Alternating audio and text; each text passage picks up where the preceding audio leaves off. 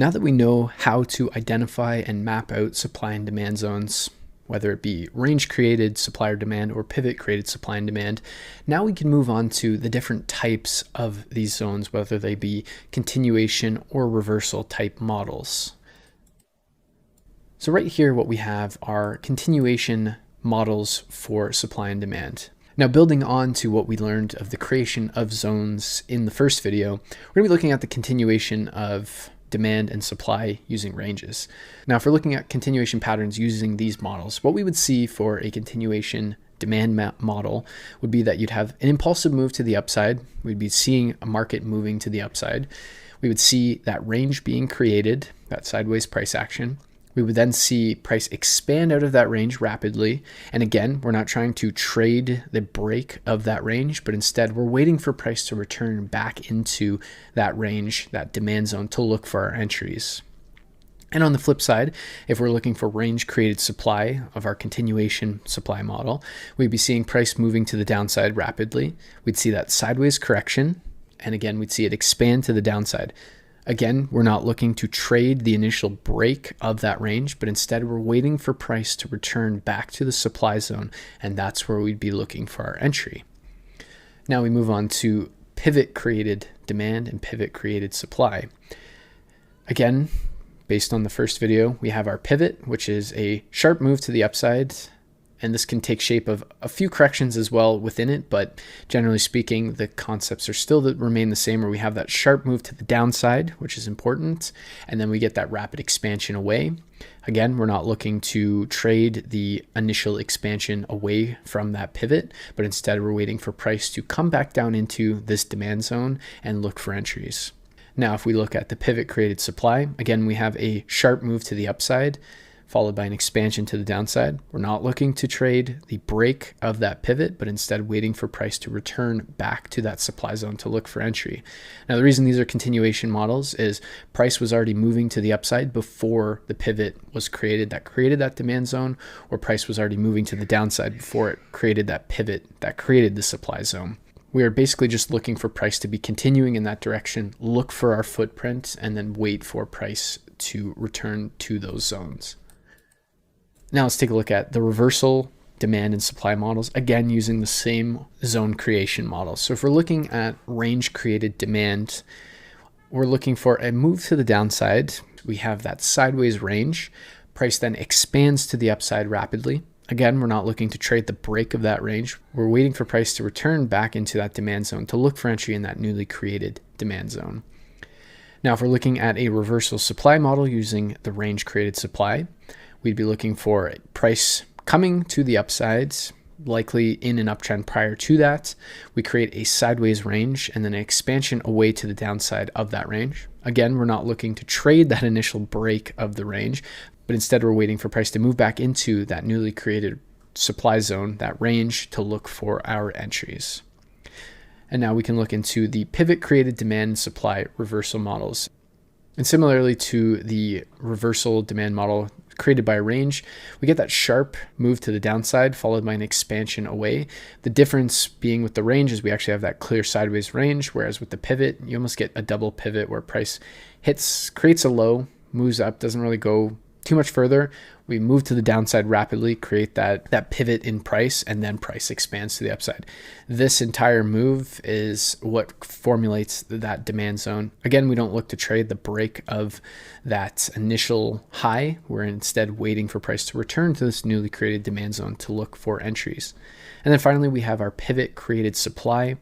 And this, again, is created from an up move. We get a low that's created, then we have a sharp move to the upside and a break to the downside, a rapid move to the downside. Once again, we're not trading the initial break. We're waiting for price to return back to this newly created supply zone to look for entries. Now that we've gone through the models of supply and demand, whether they be the continuation or the reversal models, let's conceptualize this a little bit further and actually introduce the concept of candlesticks so that we can see a more clear and clean-cut example of what we would actually see on a price chart. So if we look at range created supply and demand, what we can see quite clearly is we have this sideways price action. For every down move, we get an up move, down move, up move. Price is contained within that overall range in price until we see a rapid move to the downside.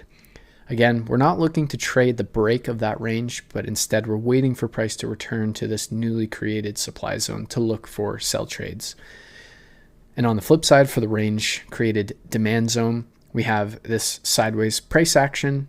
We see that rapid expansion away from this range, and we're waiting for price to return back into the demand zone to look for buy entries. Another way that you can draw range-bound supply and demand, also using the concept of pivot supply and demand, and this is where the two can be interchangeable, is when you have that overall range in supply, what you can see is we have two candles, two up candles, and then we have this massive move to the downside. We can draw our supply zone using these two bullish candles before the large move to the downside, and that would build up our supply zone. And what we can see, if we just very quickly move this over, from a drawing perspective, the zone has not changed in size. It just becomes a little bit more specific to the up moves that see this large move in price. Coincidentally, alternatively as well, if we just look at this range created supply really quickly as well, using this idea, we can actually also draw our supply zone just on this first candle. So we have a few options, and it really comes down to personal preference on which way you prefer to draw your supply and demand zones, especially when they are range created. Sometimes the ranges that are created are simply too large to really work with, and this is where you have the flexibility to also put your attention to the last bullish candles before that move to the downside, or the last bullish candle before the move to the downside, depending. If we have 2 or 3 bullish candles before that large move, that implies a pivot. And if we have 1, it's still a pivot, but it's a little bit more refined within the overall range in question.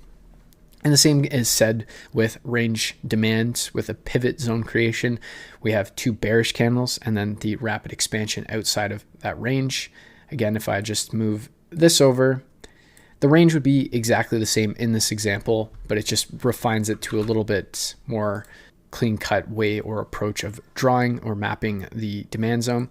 Again, we can also use this one and just draw it on this last bearish candle before the rapid move to the upside, because again, in both situations, we are waiting for price to come back down into this newly created demand zone to look for entries.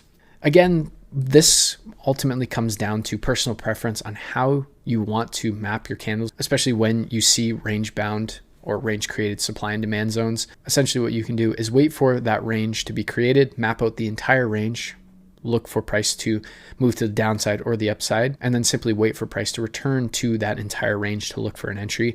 That gives you more flexibility in terms of where price will return to look for an entry, whereas you can also simply mark just the bullish candle before that bearish move or bearish candle before that bullish move. Or if you have 2 bullish candles before that bearish move, you can use those, or 2 bearish candles before the bullish move. A little bit of flexibility, but again, it ties back to what makes the most sense for you and can be situationally dependent on if you have a very large range and conceptually the pivot or singular candle makes more sense to mark, then that ideally is the best route to go. Now, what we can also do is look at the pivot supply, pivot demands. And again, this factors into what we were just speaking about, where you have single candle creation and multiple candle creation of these supply and demand zones. If we're using pivot supply with a single candle creation, basically we have that bullish candle before the bearish expansion outside of that pivot. If it was a continuation pattern, we would have something like this, where we have that down move, the sharp move to the upside, and then the sharp move to the downside. So it's conceptually the exact same as what we had just spoken about. And what we would see within this candle as well, just to drive the point home a little bit more, is this single candle on a lower time frame, more specifically, is likely a range as well. And this is why you are able to factor in a single candle on a range as your supply zone in this case, or a series of candles within that, because this in itself is a pivot and this in itself is a range. So they are interchangeable, and that's why you do have the flexibility. Again, this is where it really comes down to testing them on the chart, seeing which really resonate with you. For some, ranges will just be the way to go. For others, it will be simply looking at single candles, because also what you can do, if you prefer, is drawing your supply zone using just one candle instead of the succession. There are just multiple ways of drawing out supply and demand zones using these creation methods, and it really comes down to testing, experience, and really just getting comfortable with the premise of supply and demand and what is ultimately happening on the charts, because price is fractal, and what you'll see on a lower time frame can also be included in just one candle, and we'll expand on that a little bit later on. But again, when we're coming back to pivot supply and demand, we have the single candle, which if we're looking at a reversal model would be something like this. There's your pivot, would be that right there. Or if we had a continuation, there's your pivot, and we're just drawing it on that singular candle. And the same can be said for the multiple candle creation, where we have something like that, where we have this pivot in price, or if we have a reversal, we have that pivot in price. Regardless of how you're looking at it, all the models remain the same in what we're looking to do. We see it being created, and it's our job to map out the zone in which way that we feel is the most high probability for our trading style. So regardless if we're trading range-bound created supply and demand or pivot, we have the opportunity of drawing our supply zone using the entire range. We can use the bullish candle, we can use the series of bullish candles, and on the flip side for demand, we can use the bearish candle, we can use the entire range, or we can use the series of bearish candles. And what we're doing is, now that we've established that prices rapidly move to the downside or prices rapidly move to the upside, we've been able to identify that a supply zone or a demand zone has been created. We just simply are waiting for price to return back to that supply zone. So we have that flexibility in understanding where price could go. Will it return to the entire range and fill to the upside, or will it focus on just this candle? We don't necessarily know where it's going to go. The only way we can truly know is if we do enough testing, get a large enough data size, and figure out probabilistically which tends to be more effective, especially for your trading style.